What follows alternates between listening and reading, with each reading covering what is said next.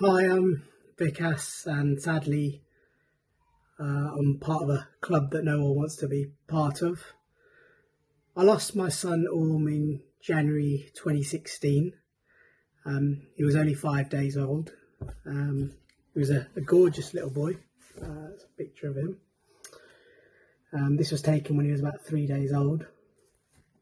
Sadly, we found out about 7 months into the pregnancy that he was going to be very poorly when he was born. And at that point is when I reached out to Sands, the charity, and used a telephone helpline. We had to make a really difficult decision whether to continue with the pregnancy, and we decided to. Not that there's any right or wrong way, but we thought if there is a chance of meeting him or having some time with him, then we wanted to have that. The doctors all told us that he may live minutes, he may live a few days, and there was a high probability that he'd be born still. So we continued with the pregnancy, and then in January 2016, Orm was born, and I actually feel blessed that managed to have 5 days with him, have photos, build some memories.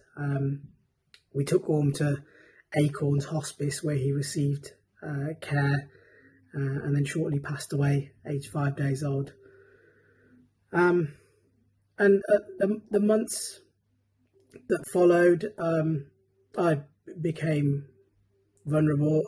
I grieved, I pleaded, I sobbed aloud over his death, and it's a chilling image that will forever be etched inside the innermost parts of me. And it felt for the first time my wife and I were faced with something that was just infinite in the most traumatizing way, in a profound way. And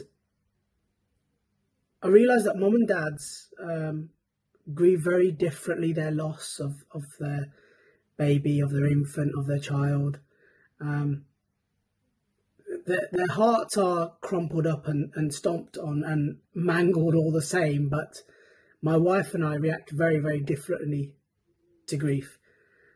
And that's okay. And that's okay. And I think we need to normalise this for fathers, for dads. And as Father's Day approaches, I think we need to look out for those dads, those fathers, because there's a real stigma that this toxic masculinity has brought on, an image of how one ought to be, how a man needs to be, man up. After Orm passed away, as I returned to work, I went back to work before my wife went back, and in those early days, I took my grief with me to work because, well, the world doesn't stop for no tragedy. So, and I think about all the other dads that make the funeral arrangements for their child, for their baby, for their infant, alongside with the mum. Times moved on after 5 years, but the hole does not get filled; it stays. And I appear to be very whole, but beneath. When I think about our family, whole pages of Orm's life have just been ripped out before they've had a chance to be. I just find that bereaved dads are unfortunately forgotten when it comes to the discussion of pregnancy, infant and child loss. And my message really is to any dads that are watching this, is to know that no matter what I'm thinking of them today, and they do matter. And that's the important message that I want to get across, that dads do matter. And I want to, especially on Father's Day, mention that and And I would say to those of you watching that are not fathers, that I'd say perhaps the best gift on this upcoming Father's Day that you can give a grieving father is the recognition of his loss and affirming him as a father.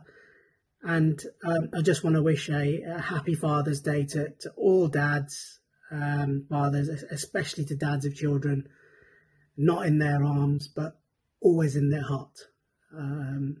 So happy Father's Day.